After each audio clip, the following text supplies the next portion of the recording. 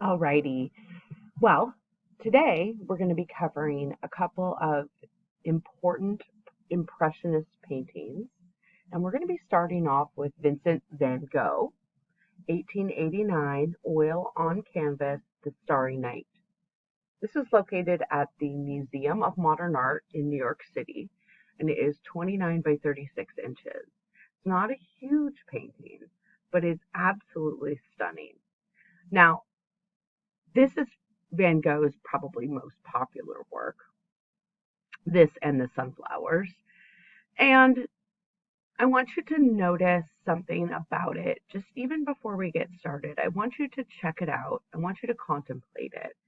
And I want you to see how there's this emotionality to it, but also this sense of movement throughout the swirl. He's basically creating a vision of wind by looking at this. Okay. Um, and the texture within this piece, you can see every individual brush stroke, which again, we kind of talked about Impressionism and why Impressionism was the way it was with the development of tubed paint, with the ability to go outside and paint, with the ability for paint to be portable. It made it much easier for people to paint. Okay. Because they were trying to capture a certain moment in time, many of the works of art are done very quickly with really distinctive textural brushstrokes. Okay. So here we can have an example of Van Gogh's expressionist method. The artist painted it, like I said, in 1889, and this was only a year before his death. At the time, Van Gogh was living at an asylum where he had committed himself. So this was like a mental health insane asylum where, because he thought he was going mad, he had committed himself. In Starry Night, the artist did not represent the sky's appearance, like how it actually looked. Rather, he communicated his feelings about the electrifying vastness of the universe, filled with whirling and exploding stars, with the earth and humanity handling just like huddling beneath it. The church nestled in the center of the village is perhaps Van Gogh's attempt to express or reconcile his conflicted views on religion. Although the style of Starry Night suggests a very personal vision, this work does correspond in many ways to the view available to the painter from the window of his room in the insane asylum. The existence of cypress trees, the placement of the constellations have been confirmed as matching the same view that Van Gogh had during his time from his bedroom window at the asylum. Still, the artist translated everything he saw into a unique vision. He didn't create it to be a realistic vision of the sky. He created it as he felt the sky looked. Given Van Gogh's determination to use color and to express himself forcibly, the dark, deep, suffocating, the entire painting cannot be overlooked. Together with the turbulent brushstrokes, the color suggests a quiet but pervasive depression. And Van Gogh he was very depressed, and that's why he committed himself into the insane asylum. The curving, swirling lines of hills, mountains, and sky, the brilliantly contrasting blues and yellows, the large flame-like cypress trees, and the thickly layered brushstrokes of Vincent van Gogh's Starry Night are ingrained in the minds of many as an expression of the artist's turbulent state of mind. Van Gogh's canvas is indeed an exceptional work of art, not only in terms of its quality, but also within the artist's oeuvre, since in comparison to favorite objects like irises, sunflowers, wheat fields, night landscapes are very rare. Nonetheless, it is surprising that the Starry Night has become so well known. Van Gogh mentioned it briefly in his letters as simple study of night or the night effects. Here we have one of his wheat fields below as well. Besides his private room, from which he had a sweeping view of the mountain range, he was also given a small studio for painting. Since this room did not look out upon the mountains, but rather had a view of the insane asylum's gardens, it is assumed that Van Gogh composed the Starry Night using elements of a few previously completed works still stored in his studio, as well as aspects from imagination and memory. It has even been argued that the church's spire in the village is somehow more Dutch in character and must have been painted kind of like in several different church spires that Van Gogh had depicted years earlier when he lived in the Netherlands. Van Gogh also understood the painting to be an exercise in deliberate stylization. He told his brother Theo in one of his letters that we still have that these are exaggerations from the point of view of arrangement. Their lines are contorted like those of ancient woodcuts.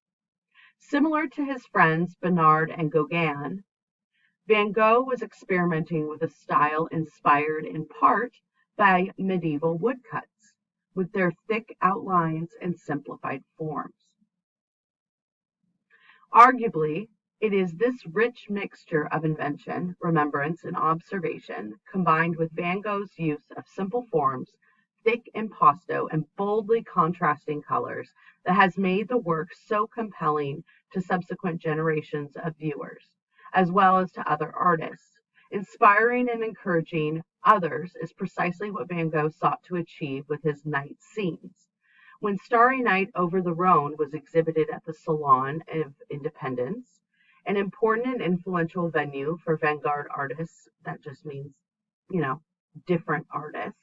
When we were talking about the Salon, you didn't necessarily get your pieces put into the Salon unless you were painting all these kind of romantic images of war, of Greek gods and goddesses, not styles like this. Vincent told his brother Theo that he hoped it might give others the idea of doing night effects better than I do. The Starry Night, his own subsequent night effect, became a foundational image for Expressionism, as well as perhaps the most famous painting in Van Gogh's career.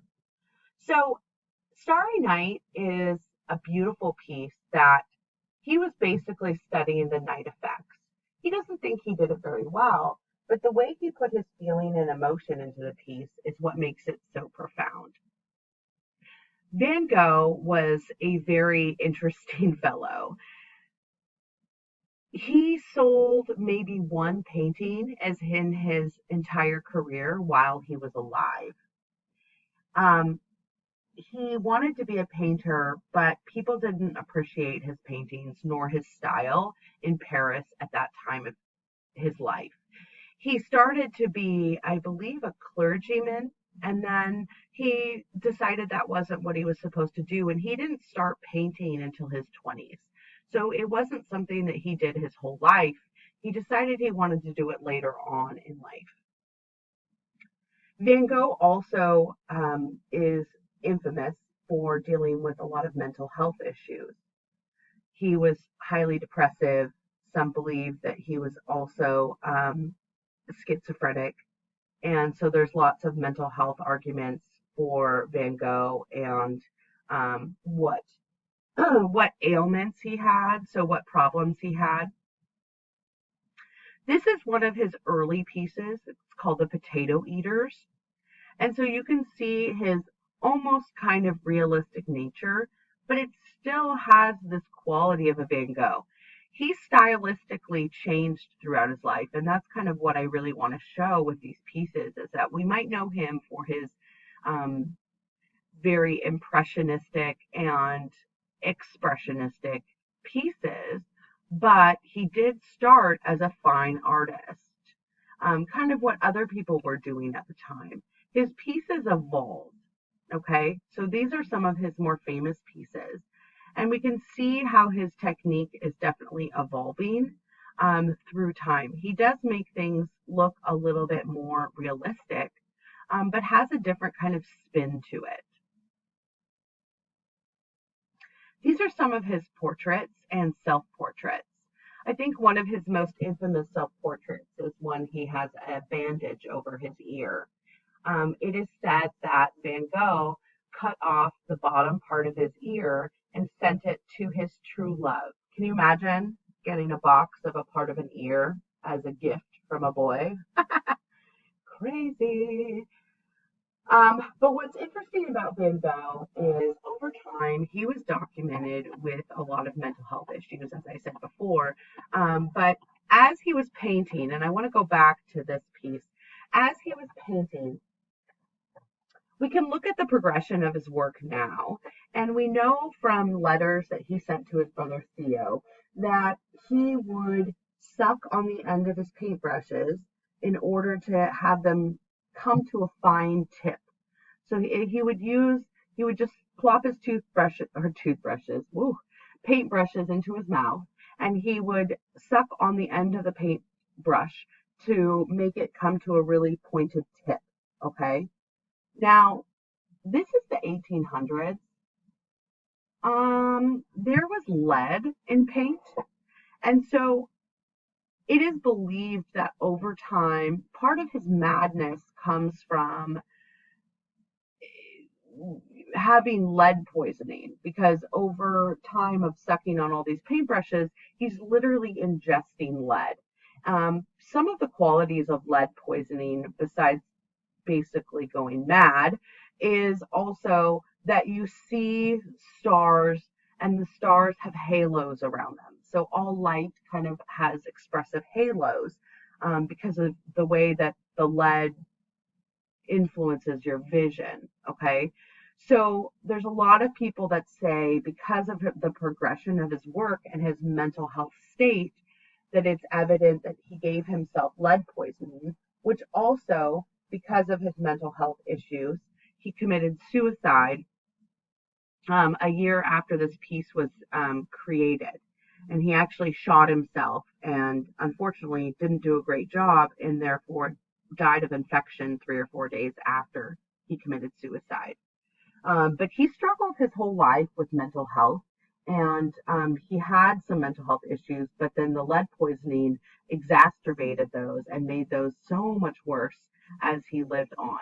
He's always going to be one of the most infamous painters in the world, but to think of that he never really sold a painting in his lifetime is pretty amazing. He was born in the Netherlands, so he's considered to be a Dutch painter, but moved to Paris to paint because that's where the big art scene was. And he kind of joined the Impressionists. One of his most infamous friends that he would go paint with, they had a little house together and they would paint together, was Paul Gauguin. So Paul Gauguin and Van Gogh actually have some of the same paintings. They painted the same subject matter sometimes, but very different stylistically. So they were friends and they did paint together for a period of time. This is Paul Gauguin's Where Do We Come From? What Are We? Where Are We Going? 1897 to 1898, and this is oil on canvas. 55 by 48 inches, and it's located in the Museum of Fine Arts in Boston. Look at the composition of this piece. This is telling a story. It's almost like a story that we might see in an Egyptian scroll, a funerary piece, okay? Think of the funerary pieces, the scroll of the dead, and how those scrolls in pictured kind of a series of events using the same people in different scenes. And this is kind of similar to that. So where do we come from? Where are we? What are we? And where are we going? So this is kind of a piece that really is a story as you go through it. This is a huge, brilliant, colored but enigmatic work painted on rough, heavy sackcloth. It contains numerous human, animal, and symbolic figures arranged across an island landscape. The sea and Tahiti's volcanic mountains are visible in the background. It is Paul Gauguin's largest painting, and he understood it to be his finest work. Where are we going? This represents the artist's painted manifesto, created while he was living on the island of Tahiti. The French artist transitioned from being a Sunday painter, which means that someone who paints for his or her own enjoyment on Sundays, but has a real-time, like full-time job, to becoming a professional after his career as a stockbroker failed in the 1880s. He visited the Pacific island Tahiti in French Polynesia, staying from 1891 to 1893. And this is after Van Gogh's death. He then returned to Polynesia in 1895 and painted this massive canvas in 1897. He eventually died there in 1903 on the Marquesa Islands. Gauguin gives us an explanation of the piece from one of his letters that he wrote talking about it. It is a canvas 4 meters 50 in width by 1 meter 70 in height. The 2 upper corners are chrome yellow, with an inscription on the left and my name on the right, like a fresco whose corners are spoiled with age, and which is appliqued upon a golden wall. To the right and the lower end, a sleeping child and 3 crouching women. 2 figures dressed in purple confide their thoughts to one another. An enormous crouching figure, out of all proportion and intentionally so, raises its arms and stares in astonishment up upon these 2. Who dare to think of their destiny? A figure in the center is picking fruit. 2 cats near a child, a white goat, an idol, its arms mysteriously raised in a sort of rhythm, seems to indicate the beyond. Then lastly, an old woman nearing death appears to accept everything, to resign herself to her thoughts. She completes the story. At her feet, a strange white bird holding a lizard in its claws represents the futility of words. So I have finished a philosophical work on a theme comparable to that of the gospel. And again, those are Gauguin's words for his piece. So here we see the picking fruit. We see the sculpture raised up. We see the old lady basically contemplating death and age. On the right-hand side, we see the young baby. So it's almost like a passing of time, right? Here we have this moment of birth through death. Where are we going? Where did we come from? And what are we? Gauguin suggests that the figures have mysterious symbolic meanings and that they might answer the questions posed by the work's title. And in the matter of a sacred scroll written in an ancient language, the painting is to be read from right to left, from the sleeping infant, where we come from, to the standing figure in the middle, what are we, and the ending on the left with the crouching old woman, where are we going. So we have a whole movement of life here. We have birth, life, and death. Stylistically, the composition is really designed and painted to recall frescoes or icons painting on a gold ground. The upper corners have been painted with a bright yellow to contribute to this effect.